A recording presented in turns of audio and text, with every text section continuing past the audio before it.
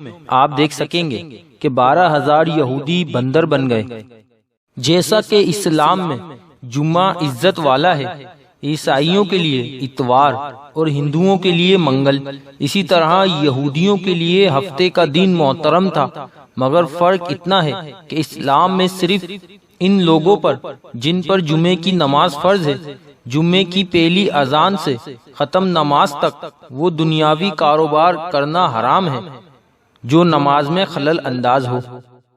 یہودیوں کے یہاں ہفتے کے دن میں دنیاوی کاروبار حرام تھا اور خاص کر شکار کرنا سخت جرم۔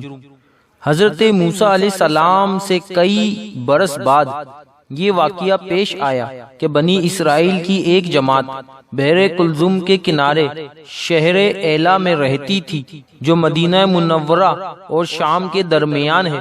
یہ لوگ مچھلی کے بہت شوقین تھے۔ رب کی شان کہ ہفتے کے دن اس دریا میں بے شمار مچھلیاں نمودار ہوتی تھی، یا تو ان کے امتحان کے لیے یا اس مچھلی کی زیارت کے لیے جس کے پیٹ میں یونس علیہ السلام رہے تھے۔ باقی دنوں میں یہ سب مچھلیاں غائب ہو جاتی۔ انہوں نے سوچا کہ کسی تدبیر سے ان کا شکار کرنا چاہیے جس سے شکار بھی ہو جائے اور ہفتے کے دن کی بے حرمتی بھی نہ ہو۔ آخر ان عقل مندوں نے یہ ہیلا سوچا کہ دریا کے ارد گرد بہت سے گہرے غار کھود دیے اور دریا سے اس غار تک نالیاں بنا لی۔ جمعے کی شام کو ان نالیوں کا منہ کھول دیتے کہ پانی کے ساتھ مچھلیاں ان گھڑوں میں آ جائیں، اور اتوار کے دن ان گھڑوں سے پکڑ لیتے تھے اور کہتے تھے کہ ہم ہفتے کو شکار نہیں کرتے۔ انہوں نے وہ مچھلیاں خوب کھائیں اور فروخت کی، جس سے یہ بڑے مالدار ہو گئے۔ 40 یا 70 سال تک ان کا یہ عمل رہا۔ یہ لوگ کل 70,000 تھے۔ ان کی 3 جماعتیں بن گئی، ایک تو شکار کرنے والوں کی، دوسرے اس سے منع کرنے والوں کی، تیسرے خاموش رہنے والوں کی، جن میں سے شکار کرنے والوں کی کل تعداد 12,000 تھی۔ جب شکاریوں نے ان کی نصیحت نہ مانی تو انہوں نے اپنے اور ان کے درمیان ایک دیوار بنا کر شہر کے 2 حصے کر دیے اور کہا کہ ہم ان کے ساتھ نہ رہیں گے کہ کہیں ہم پر عذاب نہ آ جائے۔ یہاں تک کہ حضرت داؤد علیہ السلام کا زمانہ آ گیا، آپ نے ان کو شکار کرنے سے منع کیا اور فرمایا کہ اے بے وقوفو، قید کرنا ہی تو شکار ہے۔ جیسے کوئی ہرن کو جال میں پھانس لے، اس نے شکار کر لیا، کھائے یا نہ کھائے، اور کھائے تو آج ہی کھائے یا کبھی دوسرے وقت۔ غرض یہ کہ ہفتے کے دن تمہیں شکار کی ممانعت ہے، نہ کہ فقط ہاتھ میں پکڑنے یا کھانے کی۔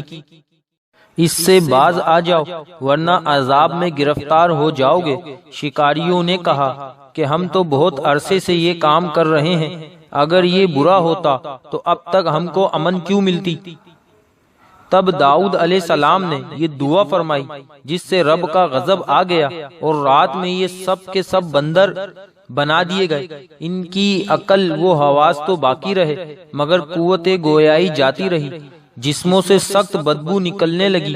صبح کے وقت اس محلے کے لوگوں نے دیکھا کہ نہ تو اس محلے سے کوئی آدمی آتا ہے، نہ کوئی آواز، نہ دھواں وغیرہ نکلتا ہے، تو یہ دیواروں پر چڑھ کر ان کے گھر میں داخل ہو گئے۔ تو وہ بندر ان کو دیکھ کر ان کی طرف دوڑے اور ان کے قدموں سے لپٹنے لگے اور ان کے کپڑے سونگھتے اور روتے تھے۔ ان لوگوں نے کہا کہ ہم نے تمہیں شکار سے منع نہ کیا تھا۔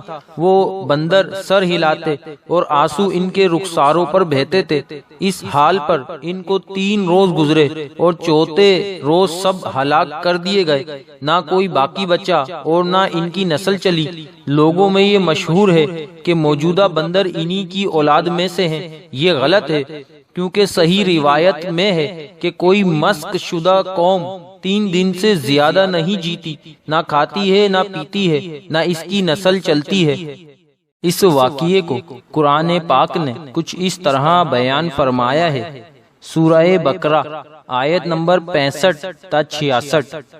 اور بے شک ضرور تمہیں معلوم ہے تم میں کہ وہ جنہوں نے ہفتے میں سرکشی کی تو ہم نے ان سے فرمایا کہ ہو جاؤ بندر دتکارے ہوئے، تو ہم نے اس بستی کا یہ واقعہ اس کے آگے اور پیچھے والوں کے لیے عبرت کر دیا اور پرہیزگاروں کے لیے نصیحت